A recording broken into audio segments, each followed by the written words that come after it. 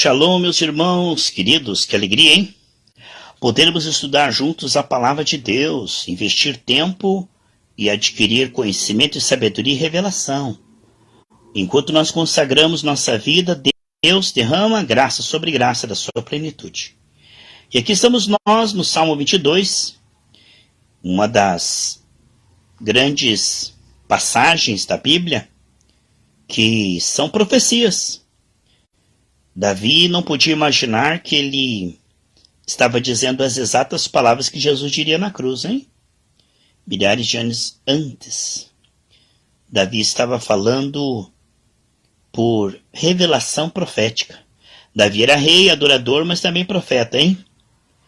Essa é uma das milhares das profecias do Antigo Testamento que se cumpriu em Cristo. O Messias sofre, mas triunfa. Salmo de Davi para o cantor mor sobre Aigelet As-Sar. E neste salmo, cheio de profecias maravilhosas, né, para mim e para você também, mostra que Jesus sofreu, mas ele venceu. E porque ele venceu, nós vencemos nele. Em Cristo somos conduzidos em triunfo sempre porque ele foi à frente, né? Quebrou as portas de bronze, ferro de ferro. Com o seu sangue ele abriu um caminho. Um caminho santo. E agora nós podemos avançar em imagem, semelhança, domínio, experimentando a vida boa, perfeita e agradável que nós perdemos em Adão e agora é restituído em Cristo. O Salmo 22 diz: Deus meu, por que me desamparaste? Jesus sempre chamava Deus de Pai, né? Mas lá na cruz ele disse uma das palavras mais profundas do Novo Testamento, que foi tirada desse texto aqui, ó. Uma das palavras mais profundas que nós podemos ver na Bíblia, que Jesus falou: Deus meu, por que me desamparaste? Aqui, pela primeira vez, Jesus estava separado do Pai na sua percepção. Jesus, que sempre foi um com o Pai, percebeu o Pai o tempo todo. Quando ele tomou os nossos pecados, foi encoberto a visão espiritual, né? Isaías 59 diz 1 e 2 que o pecado encobre o nosso rosto para que não percebamos, né?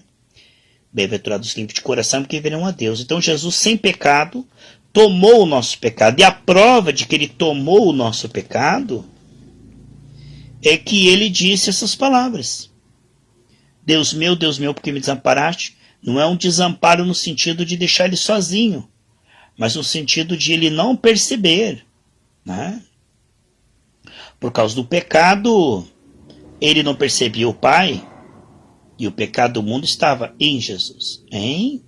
Depois ele venceu na cruz, levou o pecado e voltou novamente sem pecado da sepultura, né? E uma coisa importante, pessoal, a prova de que Deus se agradou do está consumado de Jesus, a prova de que Deus se agradou dessa entrega de Jesus, foi o Pai ressuscitá-lo no terceiro dia.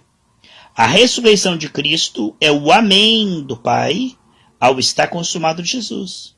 Quando Jesus se entregou como sacrifício puro, santo e agradável, e disse está consumado, quem foi lá que confirmou? O Pai. Que o sacrifício foi suficiente para nos salvar, nos perdoar, nos curar? O Pai, ressuscitando a Jesus, estava testificando que o sacrifício de Cristo foi satisfatório.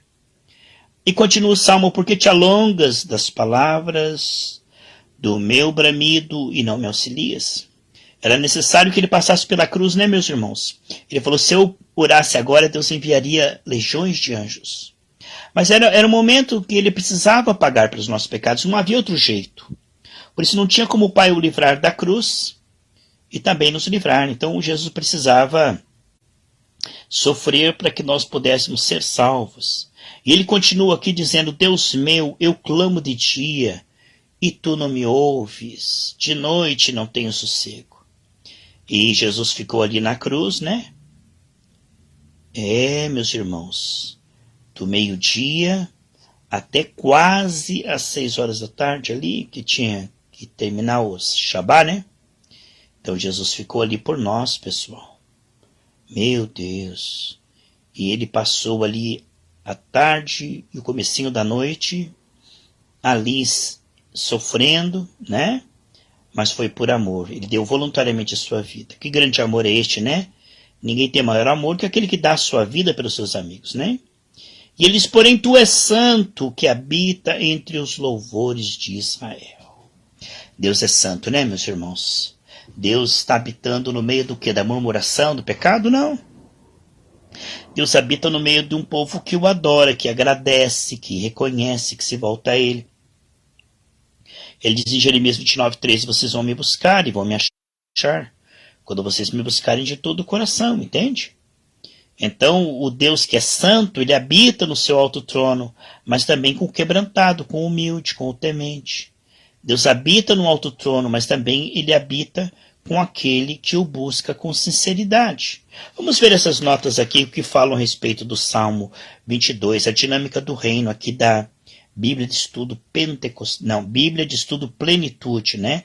Aqui tem uma nota interessante, vamos ver o que diz aqui nesse texto para nós, né? A vinda do Messias. Salmo 22, né? Do versículo 1 ao 31. Detalhes da morte do Messias. Dentro destes salmos, estão muitas profecias que tiveram o seu cumprimento. Muitas. Vamos ver? Na morte de Jesus. Vamos olhar 4 delas. Primeiro, a zombaria do povo é predita no versículo 7 e 8.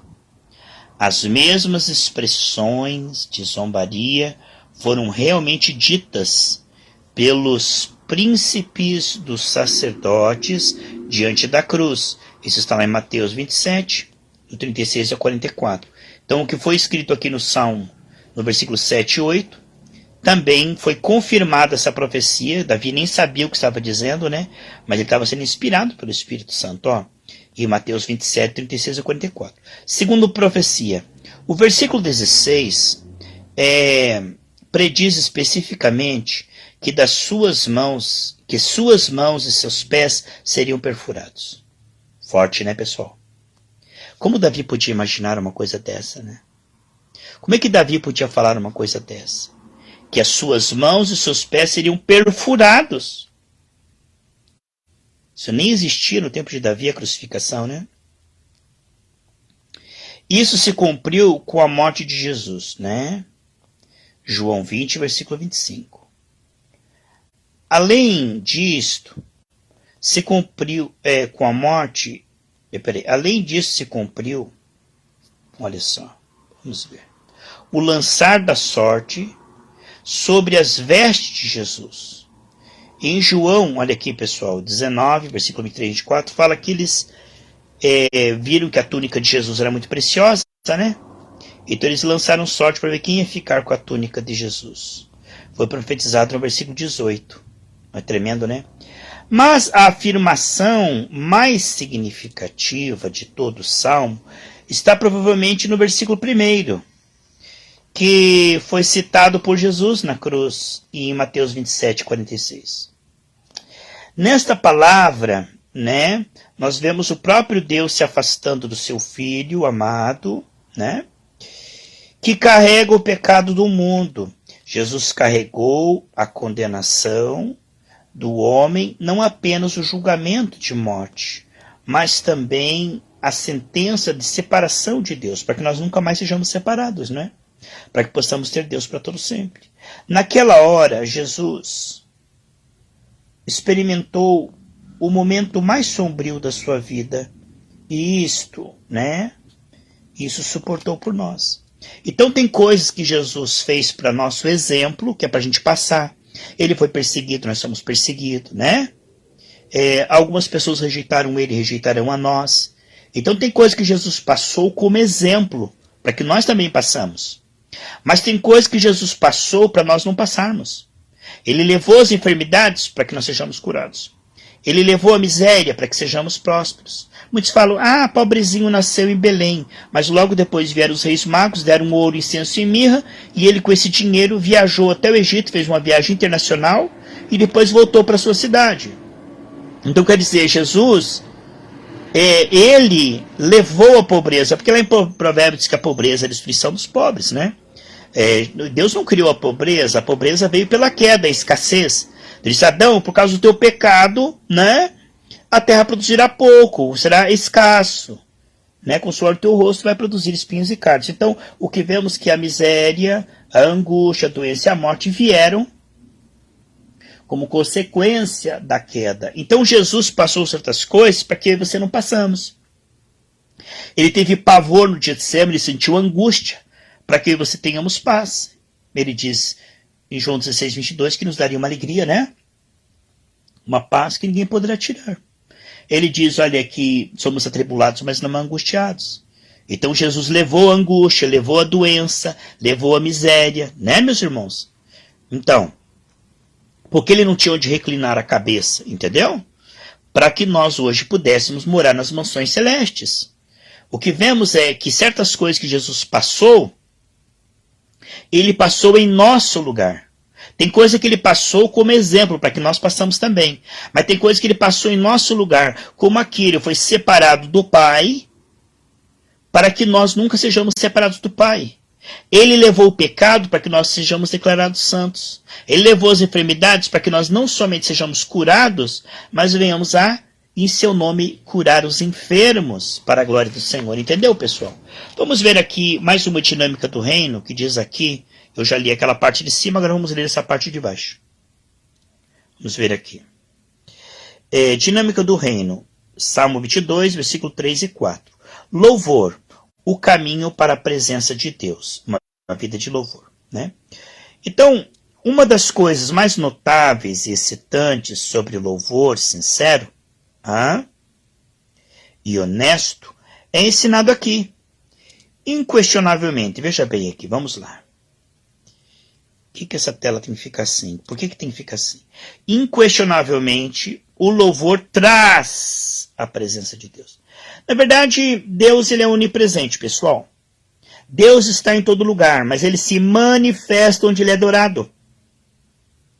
Deus, ele se revela, se manifesta, porque existe a presença do Senhor, existe a presença percebida e manifesta, é outra coisa.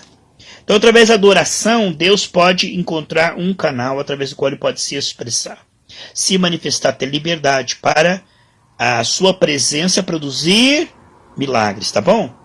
Embora Deus esteja presente em todos os lugares, há uma manifestação distinta de sua competência que ocorre no âmbito do louvor, né? Tá vendo? Eis aqui o remédio para horas em que você se sente solitário. O sentir é alma, o perceber é espírito. Então, quando você se sente solitário, há uma mentira aí. Em Hebreus 13:5 diz, nunca te deixarei, jamais te desampararei. Então, se sentir solitário é estar acreditando na mentira. É uma sensação baseada nos sentidos. Visão, tato, olfato, paladar, entendeu? É a alma percebendo através do corpo. Agora, no espírito, nós sabemos que nós nunca estamos sozinhos, porque Jesus morreu para que tenhamos a sua presença sempre. Lá em João 14:17 diz, olha, o Espírito que está com vocês, estará em vocês para sempre, né? Então, quando você se sente solitário, abandonado, deprimido, né? Louve. Por mais simples que seja, compõe o seu cântico, né? Um novo cântico, né? Que tem a ver com o que você está passando. Davi fazia cânticos chorando, dizendo da sua luta e aflição, entendeu? Compõe o seu cântico e o seu testemunho sobre a bondade de Deus em sua vida. O resultado, Deus se manifestará, a sua presença viverá, né? Fará habitação em nossas vidas. A palavra habitar no hebreu, Yahshab, né? Então, isso é uma coisa boa, pessoal, que a gente possa adorar a Deus e a manifestação dele será transbordante. Vamos ver aqui a nota no rodapé. Salmo 22, versículo 1 ao 31. Este salmo é frequentemente citado nos evangelhos, né? Em referência à crucificação de Jesus, é o paralelo tema do servo sofredor, né? Salmo 22, 1. Deus meu, ele diz aqui, quando estava na cruz, sobre grande tortura, Jesus gritou essas palavras em Mateus 27, 46, Marcos 15, 34. O inferno é a separação total de Deus como punição pelo pecado, sem arrependimento, uma condição de total desamparo.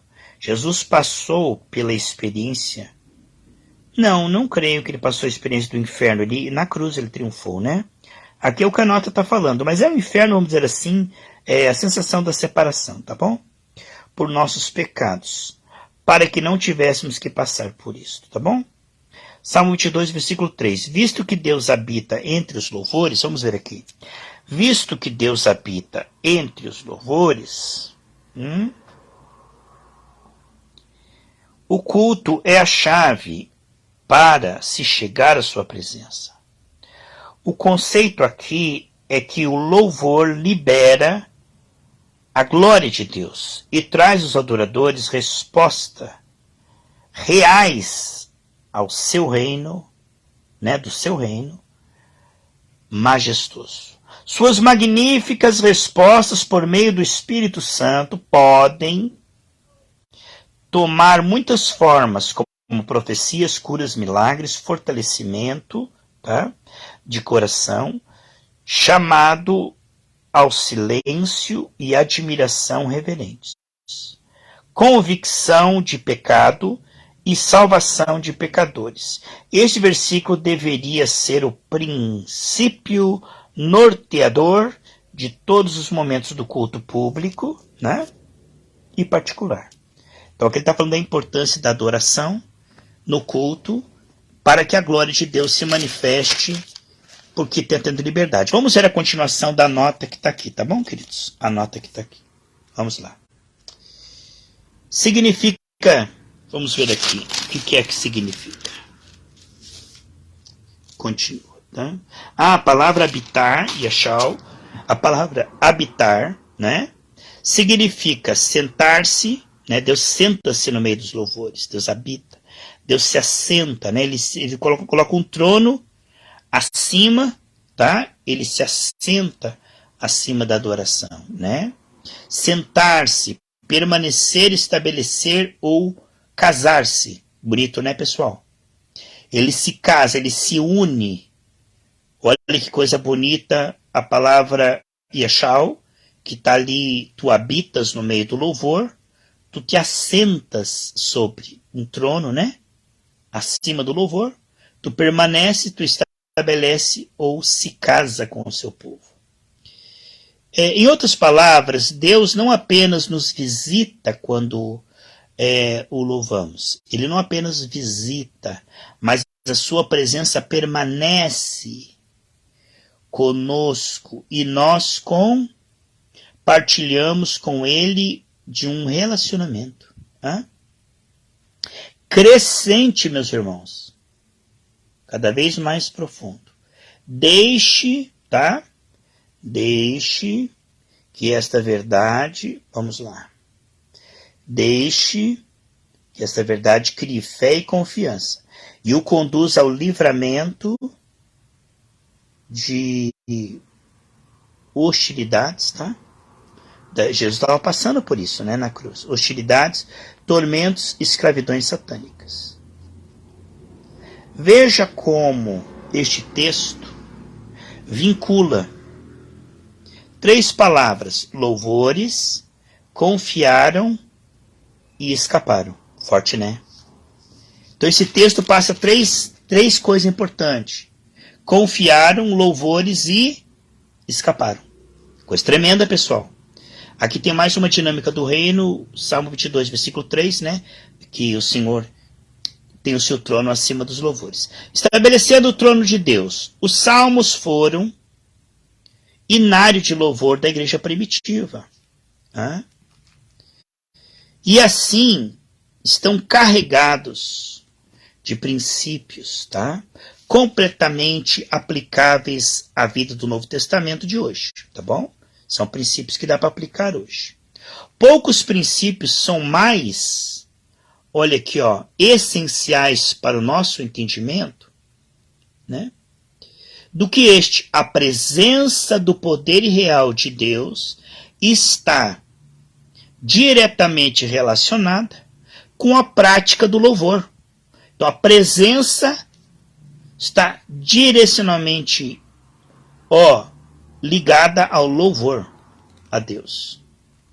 Então, o verbo habitar indica que onde quer que o povo exalte, né, o nome de Deus, ele estará pronto para manifestar o seu poder, tá? Está pronto para manifestar o seu poder. Amém? Você que está aqui nessa...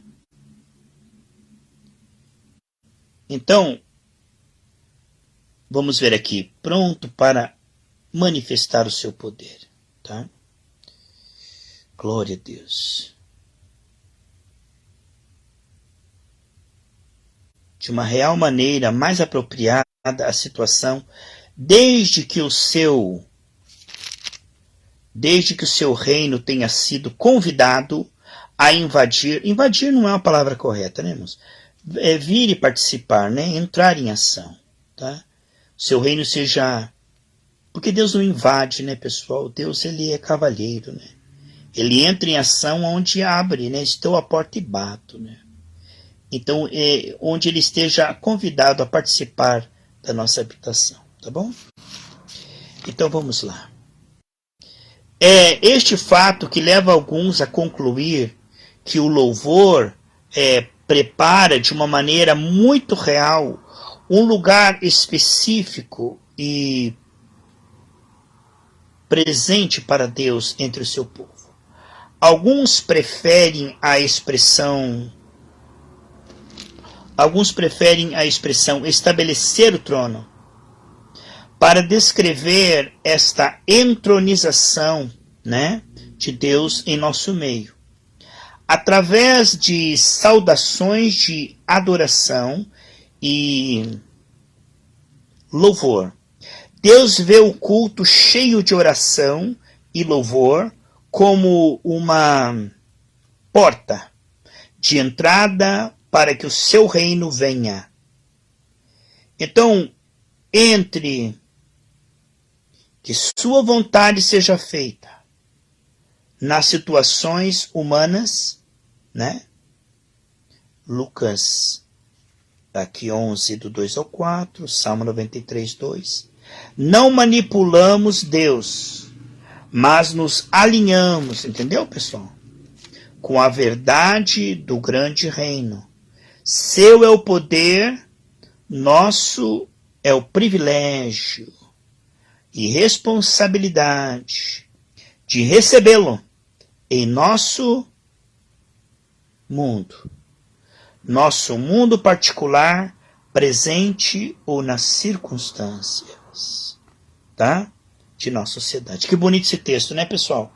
Então, convidar a Deus para que ele participe através da adoração.